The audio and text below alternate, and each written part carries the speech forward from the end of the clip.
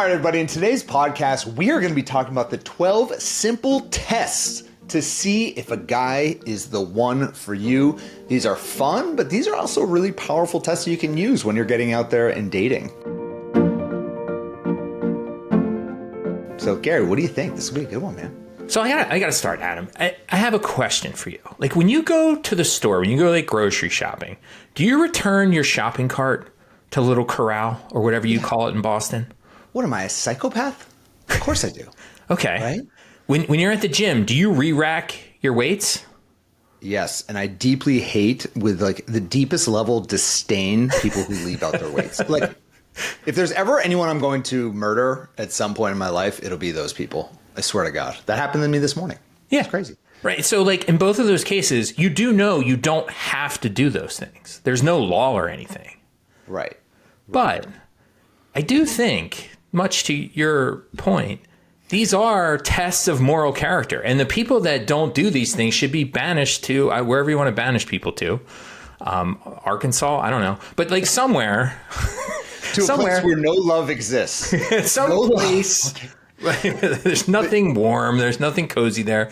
But so, I do think like the shopping cart test and the re-racking your weights, these are like everyday tests of moral character. And it got me thinking, like, are there parallels in relationships where we can kind of have these simple, fun, easy to implement tests to help us get a read on our romantic partner? Right. Well, I have another test for you, Gary. What's that? And this test just happened before we started recording for this podcast. Quick backstory. I came across a bird feeder, all right, online. And I was like, oh, this will be really nice. It'll be right on my window in my office. I love this for you. I love that you're going into your bird watching phase of life. I've been there now for 5 years. It's glorious here. It's glorious, but there's a punchline here. All right. Oh, no. And a couple days went by, no birds. I was really bummed out. And now they have found my bird feeder, and it's right outside my window. And it is like, bam, bam, bam, bam. Right before this podcast, they're just tapping at the bird feeder. And I'm about to murder these birds, man. I don't know. Is that like low moral character? Am I failing a test here? Because yes. I'm going crazy. The birds are right. The birds are natural. You help them out. This is now your life. You now own birds. I'm a bird man. So yeah. I don't know if Jessica should dump me if I failed this test, but I'm starting to hate this. I give this bird feeder like 3 more days until it goes in the I mean, putting it right on your window is kind of a rookie move. That's not the way to go. You got to put it a little further away from the house. Tell me more, wise man. Okay, you have what, 5 more years of life ahead of me? And no one wants to hear about this, but I have my Blue Jays trained to come for peanuts when I whistle. Like I'm at a level that you just can't really get to. Wow. Well, maybe we have to have a sit down. You can teach me more, a wise sage. This is sad. All right. So in any case, back to what the listeners really care about is, so why even have these simple tests in the first place? And I think it's because, early in a relationship, maybe on a first date, getting to know a guy, like you kind of want to just ask him basic questions like, are you going to cheat on me and break my heart? Are you a sociopath? Are you the one? Are you the man of my dreams? And it's like you want to ask these kinds of things. You want to find out these kinds of things, but you can't ask. Like you just can't. And so, there's a lot that people do wrong in trying to figure out if the person that they're getting to know is really good for them or not. And I know from talking to clients over the years, you hear a lot of ways that they go about it that just aren't ideal. And so some of the things we're going to talk about today are good substitutes, better ideas to give you some extra info.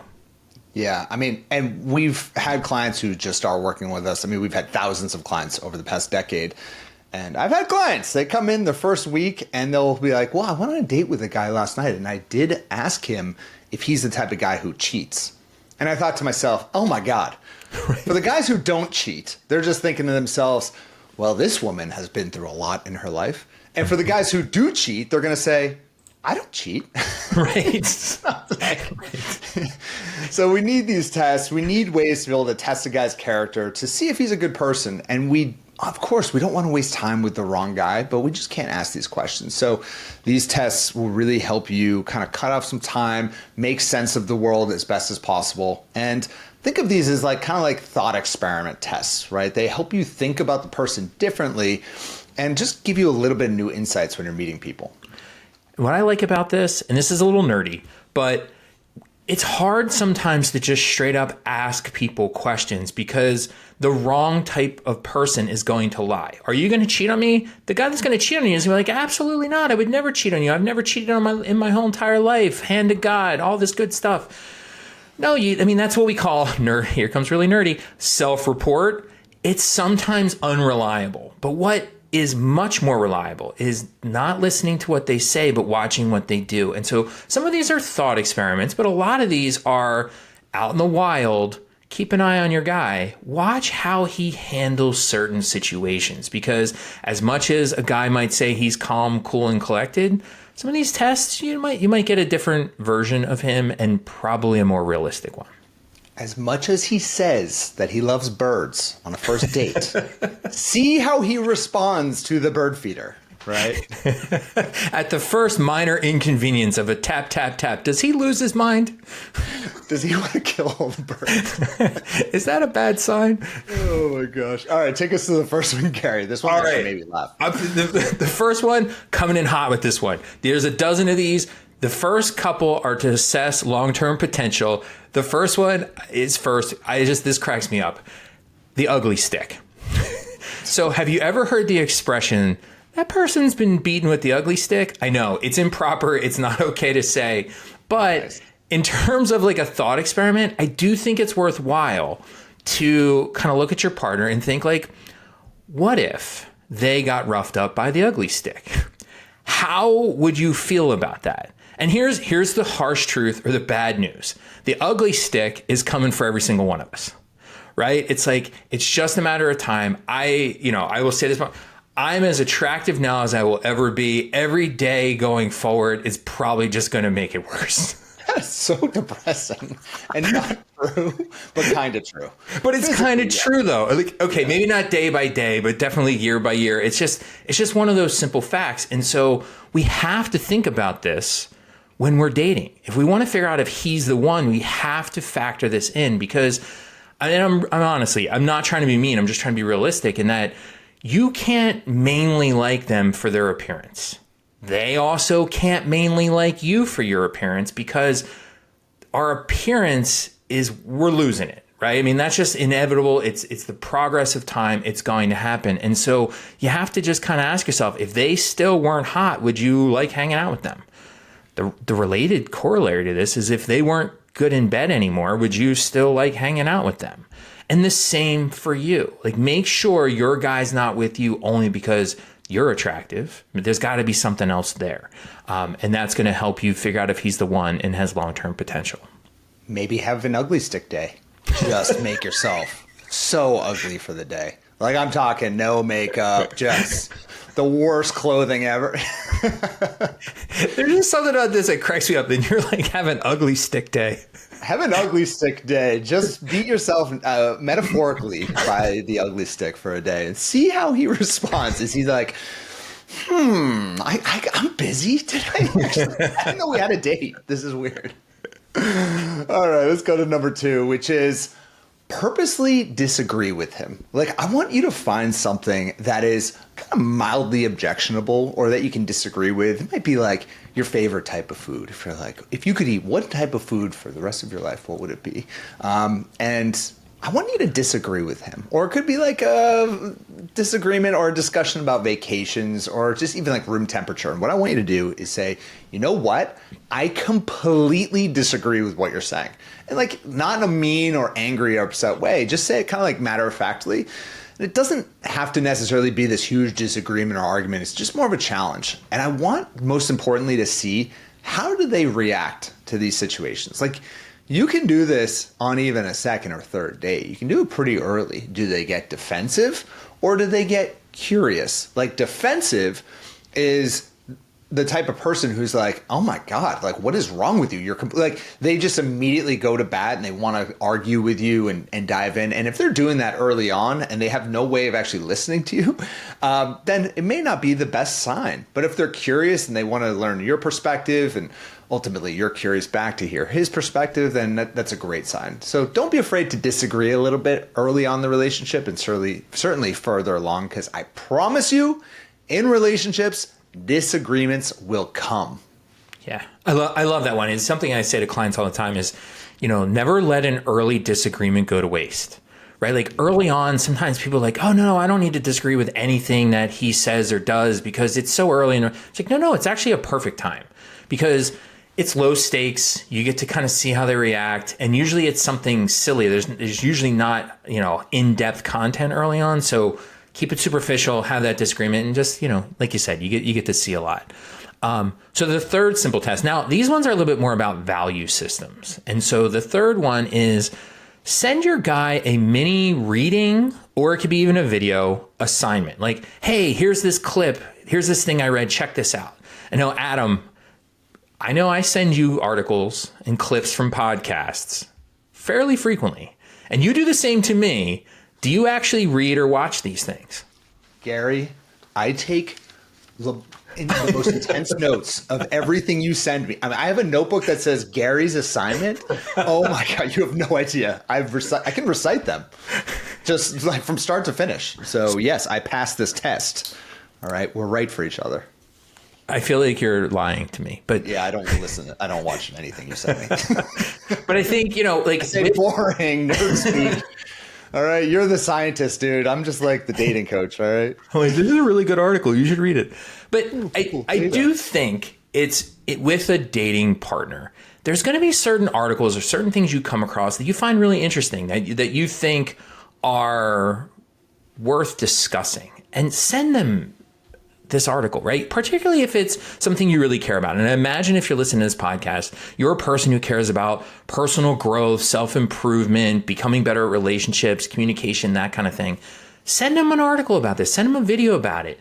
See if he actually reads it. See if he, thinks about it, thinks he has thoughts. It's just a good way to see, because if you ask a guy, do you like reading about personal growth and development? Yeah, of course I do. That's not as good as actually sending something and seeing if they have some follow through. Yeah.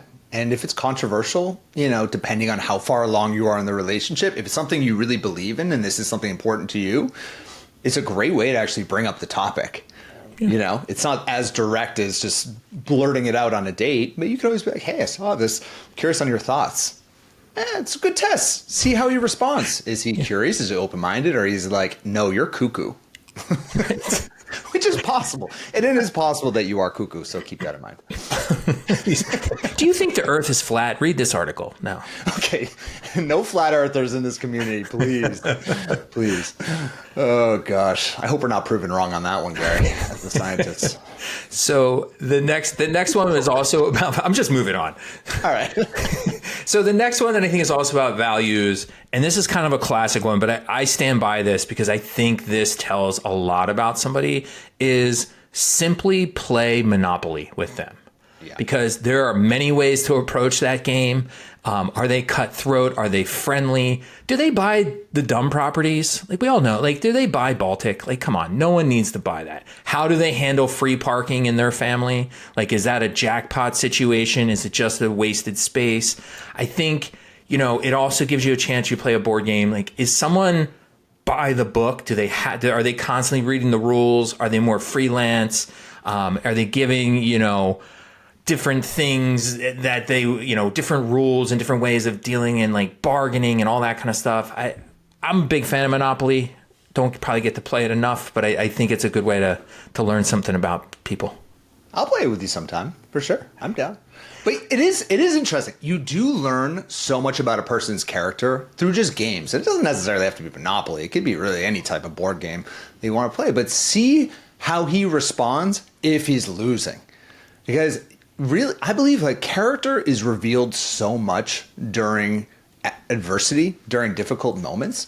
And it's an amazing moment to just get a feel for his character. If he's down, is he the type of guy who's following the strategy? Is he trying to cheat? Does he get really angry? I mean, you can learn a lot because let me tell you, you don't want to be in a relationship and everything's hunky-dory for 2 years. And then finally, bam, something happens and you see the true side of his character. You see the type of person he really is and how he responds during a stressful moment. Which leads us to this fifth one, which is what Gary loves to call the whoops test. which is Wait, that's hilarious. You say whoop. I would say whoops. whoops. But you're like a whoops guy. Okay, yeah, you're right. You're right. Whoops. Whoops. Dude, I'm from Boston, all right? Come on. Easy. Anyways, this is where you accidentally drop something small. Could be like a pen, it could be a receipt, it could be your purse falling off the chair. And just see if he points it out or picks it up for you. It's just like the tiniest itsy bitsy test of attentiveness and kindness. Now, if he doesn't see it, don't judge him for it, okay? But if he sees it and he kind of keeps walking on, he doesn't really care. Interesting results of this test that he's not the type of guy who immediately jumps to be your hero. Yeah, and I think this is one of those ones that's a great example. You don't even have to purposefully do this. Inevitably, there's going to be these moments when you're on a date, like you knock over a glass of water or something falls, and it's like just like, how does he respond? Is it more like, oh no, that's on you, that's your problem, and kind of sits there and like maybe just gives moral support, or does he, you know, you spill water, does he hop up and immediately start taking care of things? It's information, and again, it's behavioral information because it's hard for someone to. I mean, would you help in that situation? Everyone's going to say yes, but like, what's he actually do? Speaking of what he actually does, I love these next ones. Like the next one's about patience and just kind of temperament, right? And so the sixth test is a general category of just how does this guy handle annoyances? There's all kinds of annoyances. Traffic, like how does he handle being in traffic? People going slow in front of him. How does he handle slow Wi-Fi? That's always interesting to see how people deal with that. I also think one that is really just a complete call out to my earlier married days when Colleen and I were moving in and putting furniture. It's like, how does he handle putting together IKEA furniture or something like that with the little Allen wrench and the million pieces and the ridiculous drawings? Like, how is he cool, calm, and collected about it, or is he kind of a psychopath? May I tell you how I handle IKEA furniture? I very cool, calm, and collectedly take out my TaskRabbit app and I hire someone to come over and do it for me. Because the thought of doing IKEA furniture is just like my deepest level of hell. So I don't know if that's passing the test or not. I keep cool. I'm just like, hey, I'm going to put money towards this problem and just not think about it. But it tells you something about how you address problems. Like, it's not worth getting upset about. I'm just going to, you know, and I think that's what's cool about all these tests is it just gives you a little glimpse, because so much of your dating and relationship future is going to be on mundane moments like this. And so, like, let's see how people handle this stuff.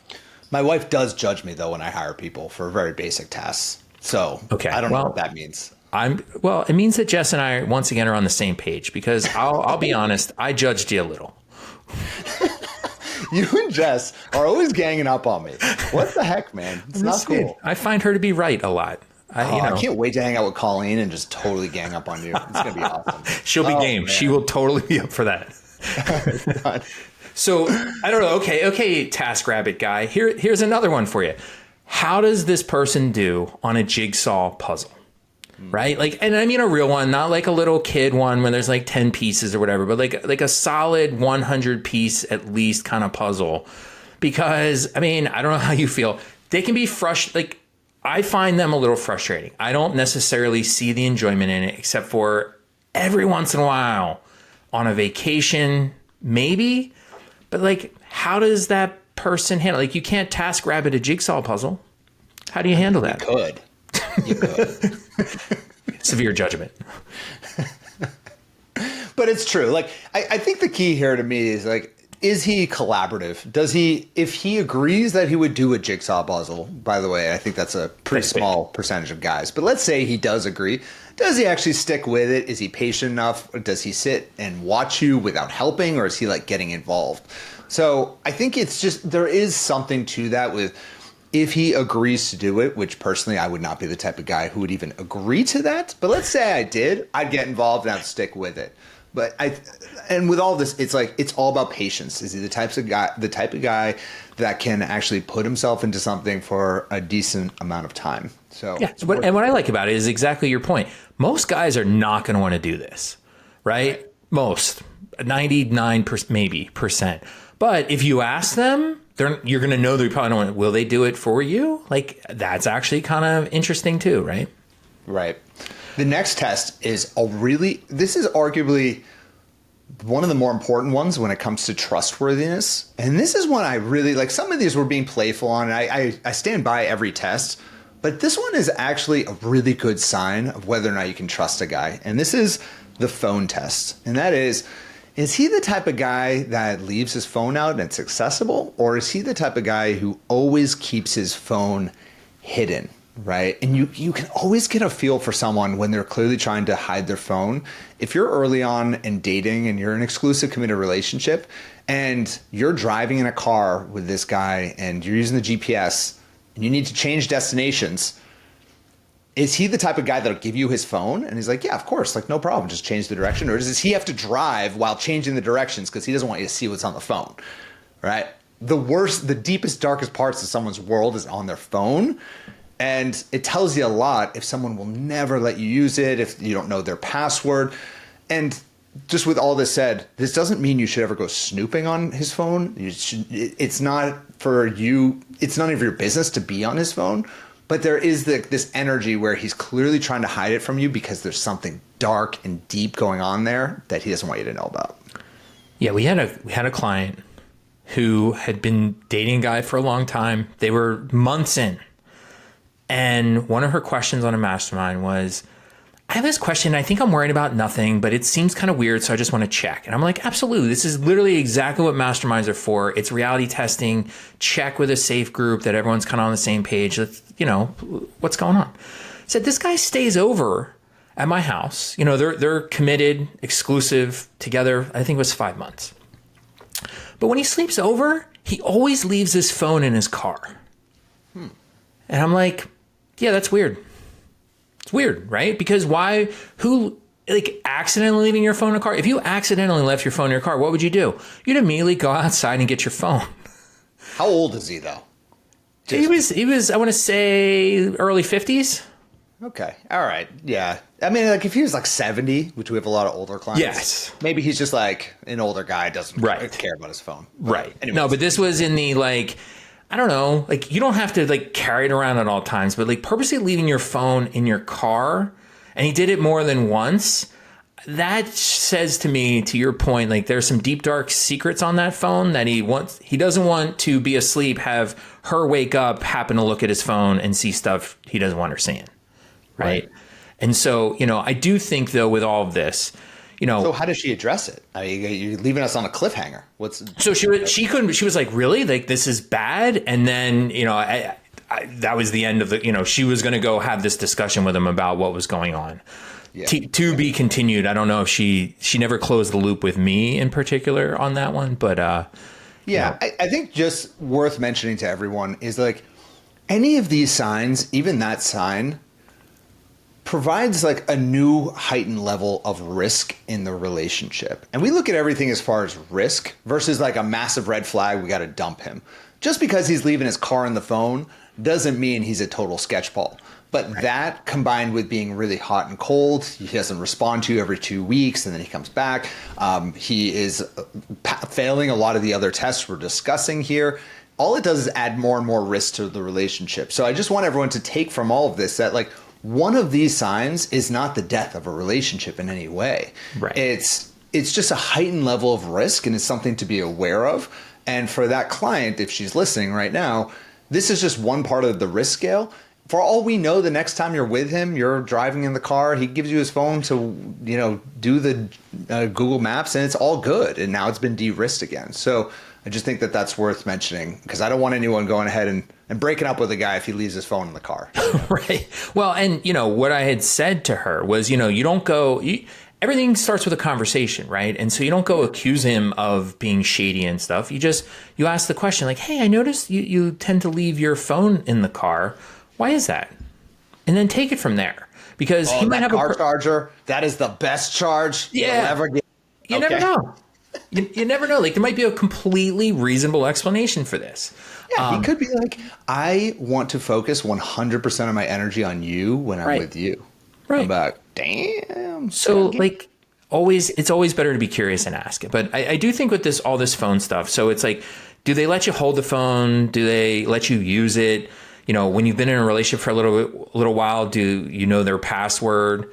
And the reality check with this, though, for those of you listening are like, oh, this all sounds good. I need to get his password tomorrow. Should you need his password? No. Should he be comfortable giving it to you? Yes. But you don't necessarily need it, right? Like that's what trust is about. Should you need to go through his phone to verify everything about him? No, because you trust him. Like that's the, if you really don't trust him and you feel like you need to go through his phone to make sure he's legit, that's a bigger problem that has nothing to do with the phone. Never do that, for sure. Never. Right. All right, move us on, Gary. So another trustworthy one, this is more of a fun one, is something I call the puppy test. And so this is from my when I got my very first dog. I had started dating my wife Colleen, and I had to go somewhere for something, and I trusted her to take care of my puppy. And I was like, hey, this is like kind of a big deal because, again, like you may not have a puppy handy. Like this is like one of those thought experiment kind of tests, but it's like you have something like that important to you. The fact that I just had no second thought about whether it was going to be okay to leave my dog with her, I was like, oh my gosh, like that shows like a certain level of trust. Like that's more than a lot of things to, that you could check with somebody in terms of trust. Like I'll leave my dog with you, my brand new like month-old puppy. Like that's amazing. I mean, Gary, I know a few women in my life who are trying to have children with a man who truly they wouldn't trust with a puppy for a weekend. And you want to be like, if you don't trust him with a puppy, maybe a human child is not the right path forward. I don't know. Just right. Or maybe, is he trustworthy with like your succulents? Like, is that going to be okay? Like, is he going to kill your plants? And it's like, if he can't handle some of this stuff, like, whew, long term, bad idea. Jess's nickname is the plant killer. That's what I call her because she just kills all of our plants. So I don't know. Anyways, moving on, which is all about compatibility, and we'll get through these final ones pretty quickly. Which is the cross country fight. I mean, would you be able to take a long flight with the guy? Would you have enough to even talk about, or would the silence be just so uncomfortable? Or even worse, one of my greatest pet peeves in life is, would they be the type of person to clap when the plane lands? Like, come on. That's the worst. Oh my God. Like, guys, I'm noticing that more and more lately because of all the problems with. Yeah, maybe now it's a little bit more warranted, but for the longest time, the plane clappers, not okay. Not okay. Exactly. But I think, very much related to that is number 11, which is just the fact that you are going to have with a long-term partner thousands of dinners together in your lifetime. So ask yourself, does this guy pass the daily dinner test? Like, would you be able to have dinner with this man thousands of times over the next many, many, many years? Or does that sound terrible?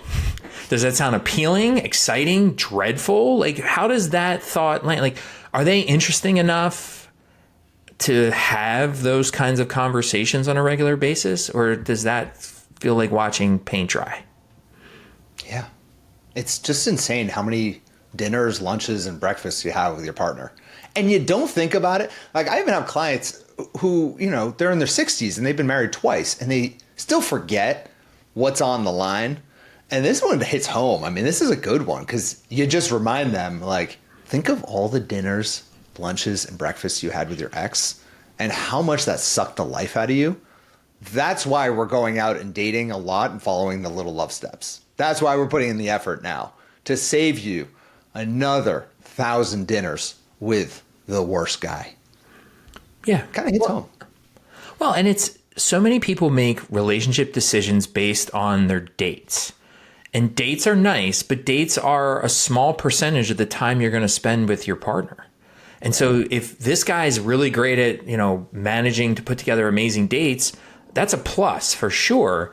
But that doesn't make for a whole relationship. It's like, are you going to be able to just have like boring lunches? Like, how is your day? What are you doing? Like, I mean, that stuff matters too. All right. So the last simple test. And the last simple test is to see, should you stay in this relationship or not? It's a simple way to see if you should stay or go. And it's the simple coin flip. right? Not sure what to do. Like, should I stay in this relationship or go? Flip a coin. Heads, you stay. Tails, you go.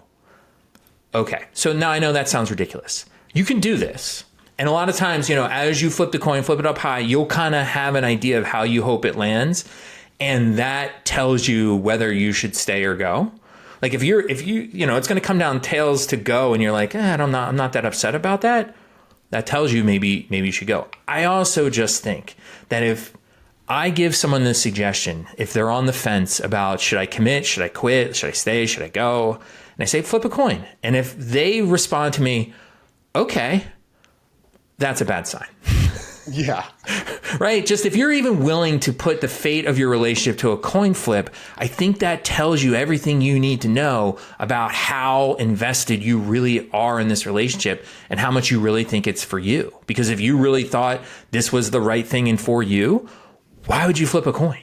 It makes no sense. No. I remember distinctly, I used to be a speaker. I would lecture at colleges all across the country. And I remember after one speech, I think this was in Wisconsin. I just want to throw that out there. Maybe University of Wisconsin. But a student came up and was like, yeah, I'm still dating this girl from high school, but now I'm in my freshman year and I don't know, I'm just really enjoying myself. And we kind of went through a similar thought experiment. I don't think it was as precise as the coin flip, but he was like, yeah, I think I would just not be with her anymore. And he'd been with her for like 3 years. So I was like, call her right now. End it. And he's like, no way. I can't do that right now. I said, call her. Like, now is the time because you're not going to see her again. She lived like in California or something now, whatever. Do it right now. And he went and he did it. And he came back and was like, oh my God, I feel so much better. Like, so much better. I would have never done that on my own. And sometimes it just requires this moment of clarity. I kind of coined myself, pun intended, as the breakup guy. Like, just breaking up with people in these situations, if you're really in a doubtful situation like this, just do it, get it done, and move on with your life. Because you're in a good relationship if the thought of having that coin in your hand is like, no way, I don't even want that coin. I don't even want the option for it. Anything in between, it's like, you're probably better off single. Yeah. And in defense of breakup guys, because I very much have helped many, many, many people break up as well. I think some people will hear that and be like, oh, that's terrible. Like he broke up with his girlfriend. And no other person, by mere suggestion of calling your partner to break up with that, like if that was a really good relationship, there's no way you would have done that. There's just no way. You can't break up solid relationships with coin flips, random suggestions to call people. Like, great relationships seldom fail, but the bad ones do, as they should, right? It's just a fundamental truth. And so if all it takes is a suggestion from a college speaker to call your partner and maybe you should break up, he needed to do that months ago. And so that was a big help to him, I'm sure. Gary, call Colleen right now and break up with her, okay? Do it. Okay, I guess I have to now. Okay, well, I guess it was a good run. My daughter was fine, Thanks for 20 years. That's cool. So with that said, we had a little bit of fun with this one, but I hope you did as well. But at the end of the day, keep in mind, use these responsible, right? These are just thought experiments to help you land in the right place with your current situation, how you're feeling, how you're thinking, but they're not definitive. And with all of this, you can't overinterpret any of these suggestions that we have. Use these as kind of an assessment for your own risk in your situation. Is it a really risky situation you're in, or is it a really solid situation? It gives you a feel for that, and then you can act accordingly. So thank you, Gary. This was fantastic, and I'll talk next week. Thanks, Adam.